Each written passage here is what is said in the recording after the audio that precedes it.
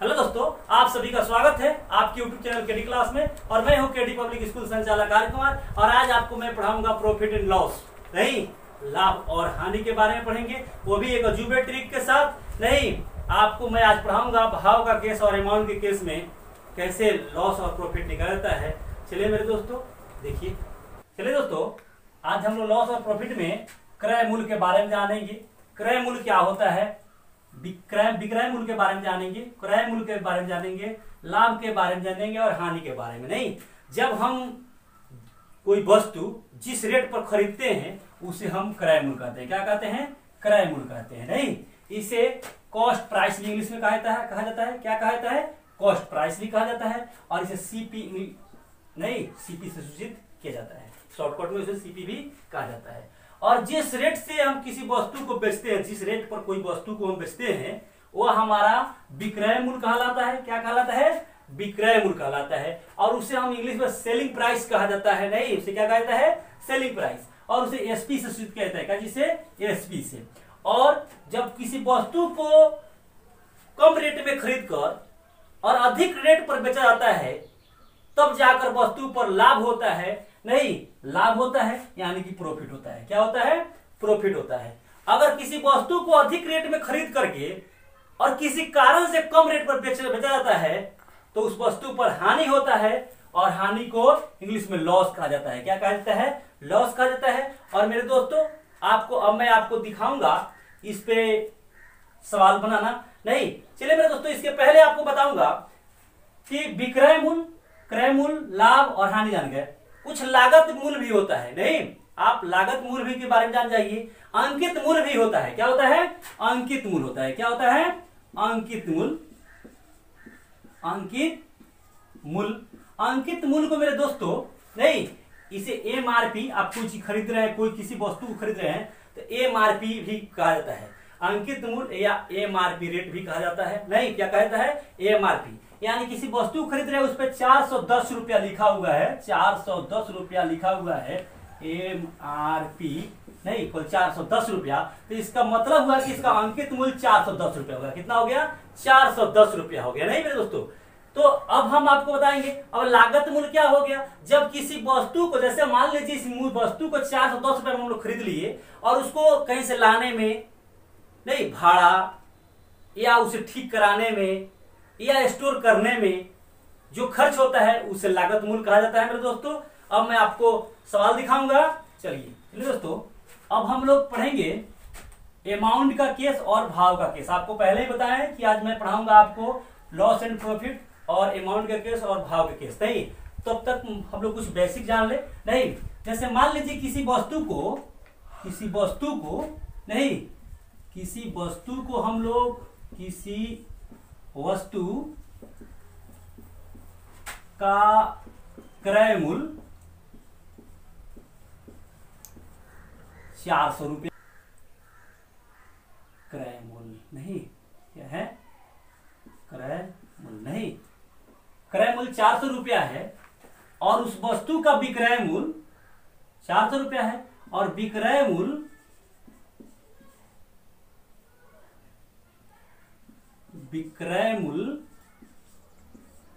450 रुपया है। तो मेरे दोस्तों, इस पे लाभ होगा या हानि होगा? नहीं, रुपया है तो लाभ या हानि ज्ञात करें। नहीं, सवाल आपसे पूछ रहा है किसी वस्तु का क्रय मूल्य 400 रुपया है और विक्रय मूल्य 450 रुपया है, तो लाभ या हानि ज्ञात करें। तो मेरे दोस्तों, इसमें लाभ होगा या हानि? नहीं, देखना है। तो आपको हम बताए हैं, जब किसी वस्तु को जिस रेट से खरीदते हैं वो वस्तु का क्रय मूल्य होता है, और जिस रेट पर किसी वस्तु को बेचा जाता है वो विक्रय मूल्य होता है। नहीं, तो अगर वस्तु को कम में खरीद कर ज्यादा में बेचा जाए तो वस्तु पर क्या होगा?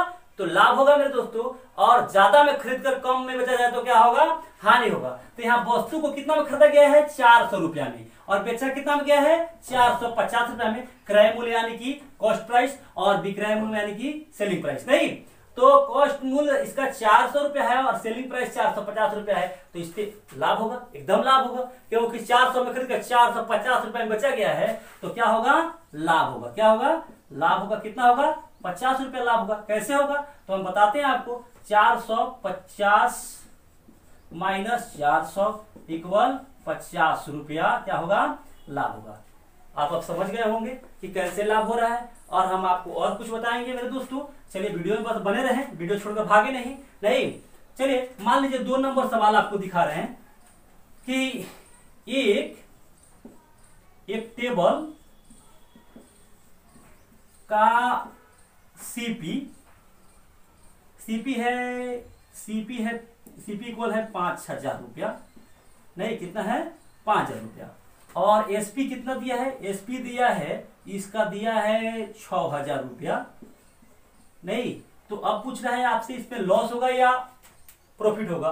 तो देखिए ना, कम में खरीदा गया है, 400 में खरीद करके 5,000 में खरीद करके 6,000 बचा गया है। कितना में खरीद करके 5,000 में खरीद करके 6,000 बचा गया है। तो आप जान रहे हैं कम में खरीद करके अधिक में बेचा जाए तो क्या होगा, लाभ होगा। तो लाभ होगा, क्या होगा, प्रॉफिट होगा। नहीं क्या होगा, प्रॉफिट होगा।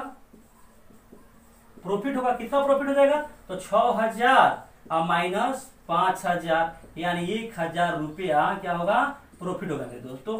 अब आप समझ गए होंगे कि लाभ कैसे निकल रहा है। चलिए मैं आपको हानि के बारे में भी दिखाऊंगा, नहीं उसके बाद में लाभ प्रतिशत, हानि प्रतिशत, और आपको मैंने बताए हैं कि आज अमाउंट का केस और भाव का केस बताऊंगा, तो जरूर बताऊंगा और आपको देख करके मजा आएगा। चलिए मेरे दोस्तों, अब वस्तु को मान लीजिए कि किसी वस्तु का सीपी है 500 रुपया और एसपी है 300 रुपया। कितना है 300 रुपया, नहीं इसका है 500 रुपया। किसी वस्तु का कॉस्ट प्राइस दिया हुआ है 500 रुपया और एसपी दिया हुआ है 300 रुपया। तो अब क्या होगा, लाभ होगा कि हानि होगा। तो हमें देखना है कि इसमें लाभ हो रहा है या हानि हो रहा है। तो देखिए ना, खरीदा गया है कितना में 500 रुपया में, बेचा गया है कितना में 300 रुपया में। तो अब तो उस आदमी को हानि होगा, नहीं हानि होगा। तो कितना हानि होगा, तो लॉस होगा, उसको कितना होगा, लॉस हो जाएगा। कितना हो जाएगा, तो हमारा इसका लॉस हो जाएगा कितना, 500 माइनस 300 यानी कि 200 रुपया मेरे दोस्तों।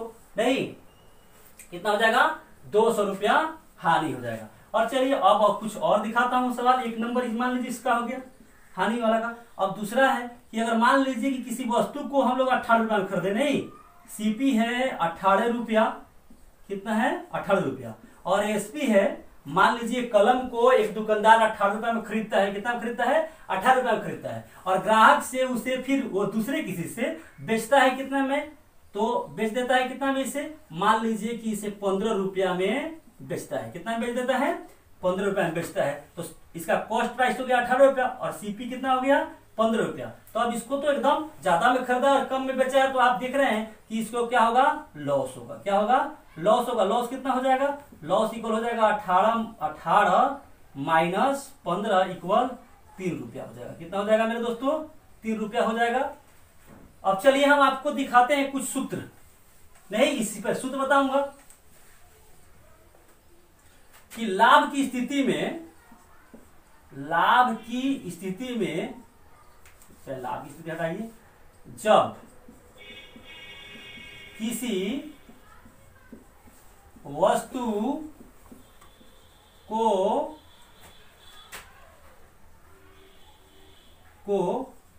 कम रेट में खरीद कर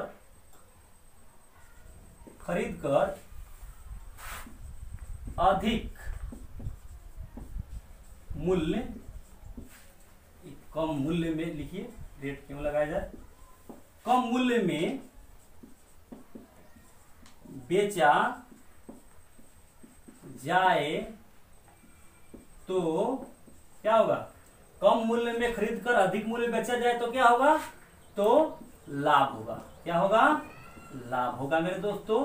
नहीं, जब किसी वस्तु को कम मूल्य में खरीद कर अधिक मूल्य में बेचा जाए तो क्या होगा, लाभ होगा। और चलिए दूसरा नंबर आपको हम दिखाते हैं, क्या होगा, जब किसी वस्तु को अधिक मूल्य में खरीद कर, नहीं बस इसके अपोजिट लिख देना है हम लोग को, जब किसी वस्तु को अधिक मूल्य में खरीद कर कम मूल्य में बेचा जाए तो क्या होगा? हानि होगा। क्या होगा मेरे दोस्तों? हानि होगा। और इसमें लाभ होगा नहीं। जब कम मूल्य में कोई वस्तु को खरीद कर अधिक मूल्य में बेचा जाए तो क्या होगा? लाभ होगा। और अधिक मूल्य में खरीद कर और कम मूल्य में बेचा जाए तो हानि होगा। आप समझ रहे होंगे मेरे दोस्तों, मेरे कहने का मतलब क्या है कि मान लीजिए कि आप 10 रुपया में एक पेन खरीदते हैं, 10 रुपया में एक पेन खरीदते हैं, मान लीजिए 10 रुपया में एक पेन खरीदते हैं और इसे आप 8 रुपया में बेचते हैं तो आपको क्या होगा? हानि होगा। कितना का होगा? तो 2 रुपया का होगा। और अगर आप इसे 10 रुपया में खरीद करके 12 रुपया में बेचते हैं तो आपको क्या होगा मेरे दोस्तों? तो आप कहेंगे सर मुझे लाभ होगा। कैसे लाभ होगा? क्योंकि 10 रुपये में तो खरीदे थे और 12 में बेचे हैं तो 2 रुपये का लाभ होगा मेरे दोस्तों। नहीं आप कहेंगे। तो आप इस चीज को भी समझ पा रहे होंगे। चलिए अब आपको मैं बताऊंगा। नहीं क्या बताएंगे कि लाभ बराबर क्या होगा? लाभ बराबर होता है विक्रय मूल्य माइनस क्रय मूल्य। क्या होता है? विक्रय मूल्य माइनस क्रय मूल्य। नहीं, लाभ की स्थिति में कब होता है? लाभ की स्थिति में, लाभ की स्थिति में। और हानि बराबर क्या होता है मेरे दोस्तों? तो हानि बराबर होता है, क्या होता है? क्रय मूल्य माइनस विक्रय मूल्य। नहीं, क्या होता है? क्रय मूल्य माइनस विक्रय मूल्य। चलिए मेरे दोस्तों, अब मुझे उम्मीद है कि आप इसे समझ चुके होंगे। नहीं कि लाभ कब होगा और हानि कब होगा। नहीं, और अब मैं आपको अमाउंट और भाव के केस की तरफ ले चलूंगा और आपको सवाल भी दिखाऊंगा। चलिए मेरे दोस्तों, अब हम लोग बनाएंगे। आप लॉस जान गए, प्रॉफिट जान गए, क्रय मूल्य जान गए, विक्रय मूल्य जान गए। लाभ कब होगा, हानि कब होगा। नहीं, किस स्थिति में लाभ हो सकता है, किस स्थिति में हानि हो सकता है। अगर लाभ हो तो लाभ निकालने का सूत्र क्या होता है, हानि निकालने का सूत्र क्या होता है। मेरे दोस्तों इन चीजों को मैं बता दिया हूं और अब मैं आपको एक अजूबा ट्रिक दिखा रहा हूं जिसे आप देख करके दंग हो जाएंगे कि सर ऐसा भी होता है। नहीं, चलिए मेरे दोस्तों, अब मैं आपको उसी समय से रट रहा हूँ, शुरू से ही रट रहा हूँ। एक चीज रट रहा हूँ, क्या रट रहा हूँ कि आज मैं आपको भाव और अमाउंट का केस जरूर पढ़ाऊंगा। चलिए मेरे दोस्तों देखिए, अब ये भाव का केस है। क्या है? भाव के केस में, भाव के केस ना, और हम एक बनाएंगे अमाउंट ना हो।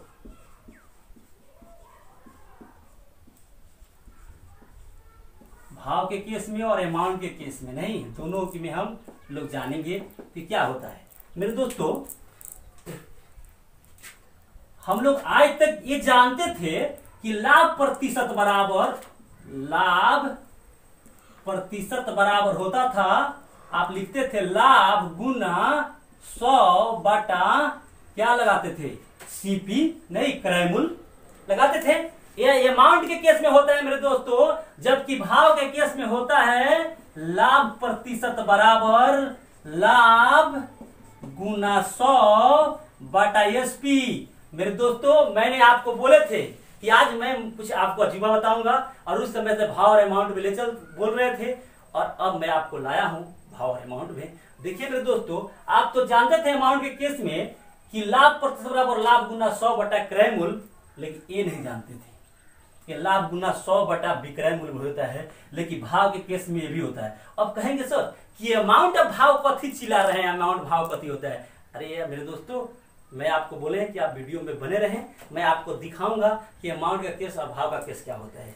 देखिए मेरे दोस्तों, मैं आपको बता रहा हूं कुछ। अमाउंट का केस में रुपये का जिक्र रहता है। क्या रहता है? रुपये का जिक्र रहता है। जब मैं आपको सवाल कराऊंगा, प्रश्न कराऊंगा, तो आप समझ जाएंगे कि मैं क्या कह रहा हूं। नहीं, और भाव के केस में रुपया का जिक्र ही नहीं रहता है। नहीं, रुपया का जिक्र ही नहीं रहता है, खाली वस्तु का जिक्र रहता है। नहीं, रुपया का जिक्र नहीं होता है। जब भी सवाल में अगर रुपया का जिक्र हो जाए तो आप बुझिए कि वो अमाउंट का केस है, और जिसमें रुपये का जिक्र ना हो वह भाव का केस है। और आप समझ रहे हैं लाभ प्रतिशत और लाभ गुना 100/CP होता है, इसका लाभ गुना 100/SP होता है। आपको इस बात को दिमाग में बैठा कर रखना है कि भाव का केस है कि अमाउंट का केस है। इसी के नहीं जानने की वजह से बहुत बच्चे गलती जवाब देते हैं और आपके पास दोनों आंसर रहेगा। चलिए मेरे दोस्तों, मैं आपको इस पे सवाल दिखाऊंगा। अभी कुछ हानि भी दिखा दे। नहीं, हानि प्रतिशत बराबर ही आप बनाते होंगे, हानि गुना 100/SP होगा मेरे दोस्तों। नहीं, जबकि इसमें क्या होगा, जबकि इसमें नहीं, ये देखिए रेड कलर से मैंने इसको यदि कर रहा हूं कि ये अमाउंट का केस है, इसमें रुपया का जिक्र होता है। क्या होता है? रुपया का जिक्र होता है, जिक्र, समझ रहे हैं ना, होता है। जबकि इसमें रुपया का जिक्र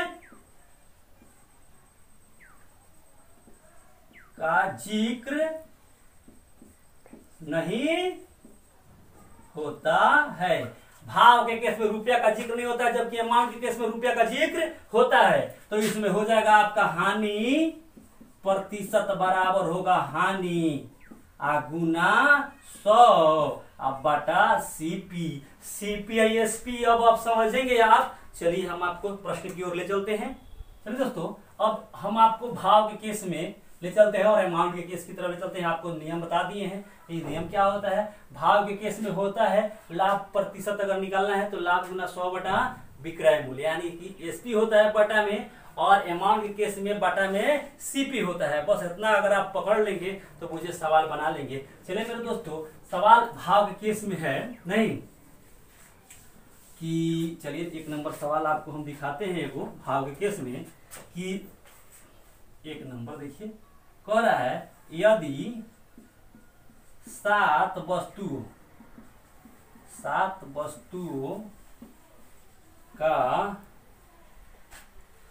विक्रय मूल्य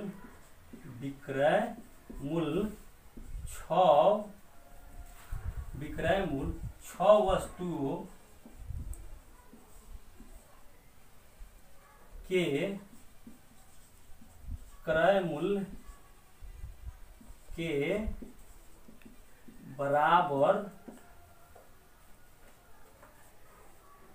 बराबर हो तो कितने प्रतिशत हानि होगी? नहीं, कितने प्रतिशत हानि होगी? चलिए मेरे दोस्तों, अब मैं आपको सवाल की तरफ ले चलता हूं। कह रहा है यदि 7 वस्तुओं का विक्रय मूल्य 6 वस्तुओं के क्रय मूल्य के बराबर हो तो कितने प्रतिशत हानि होगी मेरे दोस्तों? यानी कि वस्तु खरीदा गया है, कुछ रुपया में खरीदा गया है या रुपये का जिक्र नहीं है। और जब रुपये, देखिए सवाल में रुपये का जिक्र है नहीं, आपको भाव के केस में बताया है कि रुपया का जिक्र ही नहीं होता है, यहाँ खाली वस्तु का है जिक्र है। 7 वस्तु के विक्रय मूल्य 6 वस्तु के क्रय मूल्य के बराबर है तो पूछ रहा है। नहीं, तो 7 वस्तु जितना बेचा गया है, विक्रय मूल्य बेचा गया है, उतना 6 वस्तु के क्रय मूल्य के बराबर है। नहीं, यानी जो रुपया में 6 वस्तु खरीदाया है उतने रुपया में 7 वस्तु बिका रहा है, तो लाभ होगा कि हानि होगा मेरे दोस्तों? नहीं, फिर से समझ लीजिए, नहीं समझे तो नहीं। मान लीजिए कि जितना रुपया में 1 रुपया 2 रुपया 5 रुपया 10 रुपया, नहीं, जितना रुपया में 7 वस्तु बिका रहा है उतने रुपया में 6 वस्तु खरीदाया है, तो कै वस्तु का हानि हो रहा है? तो 1 वस्तु का हानि हो रहा है। नहीं, तो क्या करेंगे हम लोग? निकालेंगे हानि प्रतिशत निकलना है, कितने प्रतिशत की हानि होगी। तो हानि प्रतिशत बराबर आपको सूत्र लिखाए हैं, क्या लिखा है? हानि गुना 100 बटा भाव के केस में कथी होता है? CP होता है कि SP होता है? तो आपको हम बताए हैं कि SP होता है। क्या होता है? SP होता है। तो 7 वस्तुओं के विक्रय मूल्य के बराबर 6 वस्तुओं के क्रय मूल्य के बराबर है। नहीं, तो जितना रुपया में 6 वस्तु खरीदाया है उतने रुपया में 7 बिका रहा है, यानी कि घाटा लगाकर बिका रहा है। नहीं, तो 1 रुपया का एक वस्तु का हानि हो रहा है, तो एक वस्तु आ गुना 100 अब बटा में क्रय मूल्य लगाइए। क्रय मूल्य कितना है, पहले विक्रय मूल्य, सॉरी विक्रय मूल्य लगाना है। एसपी क्या है, 7 वस्तु के विक्रय मूल्य के बराबर, तो 7 लगाएंगे, तो 100 बटा 7 लगाइए। नहीं, अब इसको कटाइएगा तो कितना हो जाएगा, 14.2/7% हानि होगा। कितना होगा मेरे दोस्तों, 14.2/7% हानि होगा। चलिए अब हम और आपको सवाल कुछ दिखाते हैं। क्या दिखाते हैं, इसी सवाल में अगर ऐसे ही दे देगा सवाल कि यहाँ यदि 7 वस्तु के जगह पर दे देगा 12 वस्तुओं का विक्रय मूल्य नहीं 10 वस्तुओं के क्रय मूल्य के बराबर हो तो कितने प्रतिशत हानि होगी। तो मेरे दोस्तों आपसे भी पूछ सकता है हानि और लाभ, नहीं कुछ पूछ सकता है हानि प्रतिशत या लाभ प्रतिशत ज्ञात करें, तो आपको देख करके बताना है कि हानि होगा कि लाभ होगा। अब यहाँ कह रहा है यदि 12 वस्तुओं का विक्रय मूल्य 10 वस्तुओं के क्रय मूल्य के बराबर है तो हानि प्रतिशत ज्ञात करें। मेरे दोस्तों जितना रुपया में 12 को वस्तु खरीद बिका रहा है, नहीं, या ऐसे कह सकते हैं जितना रुपया में 10 को वस्तु खरीदाया है उतने रुपया में अब 12 को वस्तु बेचना पड़ रहा है। नहीं, वो दुकानदार बेचारा खरीद कर लाया होगा, नहीं कि चलो 10 के रेट से खरीद लेता हूं, जैसे कि मान लीजिए 1 रुपये के 10 को नींबू के रेट से, लेकिन रुपया अगर ला दिए तो अमाउंट का किस जगह, इसलिए रुपया नहीं है। नहीं, जितना रुपया में 10 को वस्तु खरीद कर लाता है, नहीं, और यहाँ लाने पर बाजार में पता चलता है कि नहीं 10 पर कोई ग्राहक नहीं खरीद रहा है, तो वो दुकानदार क्या करता है, कहता है नहीं भैया ये उतने 12 रुपये के रेट से, माने जितना रुपया में हम खरीद कर लाए हैं 10 के रेट 10 को, उतना में हम उतने रुपया में तुझे 12 को देंगे, खरीद लो। नहीं, तो अब यहाँ इस दुकानदार को क्या करना पड़ रहा है, हानि उठाना पड़ रहा है। नहीं, तो कितने रुपए की हानि उठाना पड़ रहा है, पहले रुपया नहीं, सॉरी रुपये का तो जिक्र नहीं है, कितनी वस्तु का हानि उठाना पड़ रहा है, 2 वस्तु की हानि उठाना पड़ रहा है। तो हम लगाएंगे 2 गुना 100 बटा एसपी। एसपी कितना है हमारा 12 है, नहीं, तो कितना हो जाएगा 2 6 यानी कि 100 बटा 6 कटाइएगा 50 बटा 3 नहीं होगा है, तो कितना हो जाएगा 16.2/3% हानि प्रतिशत हो जाएगा। क्या हो जाएगा, हानि प्रतिशत मेरे दोस्तों हो जाएगा, क्योंकि 10 के भाव से खरीद कर लाया था, 12 के भाव से बेचा है, यानी 2 गो वस्तु पर उसे घाटा हो रहा है। चलिए मेरे दोस्तों अब मैं आपके लिए 1-2 सवाल दे रहा हूं HW में, नहीं उसे आप बना करके और दिखाएंगे और कमेंट में मुझे बताएंगे कितना आंसर आया, मैं बताऊंगा कि सही है या गलत है। चलिए मेरे दोस्तों अब मैं अमाउंट की केस की ओर ले चलता हूँ। कहाँ ले चलता हूँ, अमाउंट की केस की ओर। मान लीजिए 400 रुपये में कोई वस्तु को खरीद कर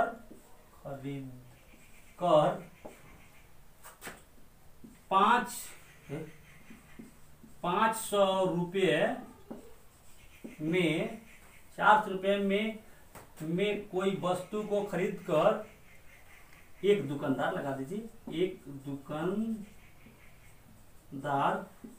500 रुपये में बेचता है, तो लाभ या हानि प्रतिशत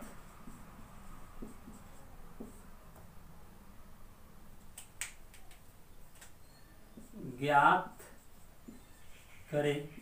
मेरे दोस्तों सबसे पहले देखना है कि वस्तु में खरीदाया कितना में है, तो इस वस्तु का सीपी है हो जाएगा, सीपी हो जाएगा कितना 400 रुपया, और एसपी कितना है 500। नहीं मेरे दोस्तों इस सवाल में अमाउंट के केस में रुपया का जिक्र है ना, जबकि भाव के केस में रुपये का जिक्र नहीं था, खाली वस्तु का जिक्र था। और जिस सवाल में वस्तु का खाली जिक्र हो वो पूछ जाइए भाव का केस है, नहीं, और पैसा का आ गया उसमें कहीं से भी रुपया का पैसा का जिक्र कर दिया गया तो मुझे अमाउंट का केस है। तो देख रहे हैं कि सीपी 400 रुपया इसका क्रय मूल्य है और विक्रय मूल्य है 500 रुपया, तो इस पे क्या होगा, हमें लाभ होगा। लाभ कितना होगा, तो 500 - 400 यानी कि 100 रुपया का क्या होगा, लाभ होगा मेरे दोस्तों। नहीं दुकानदार 400 में खरीद करके 500 में बेचता है। तो अब हम निकालेंगे लाभ प्रतिशत। क्या निकालेंगे? लाभ प्रतिशत बराबर क्या होता है? लाभ गुना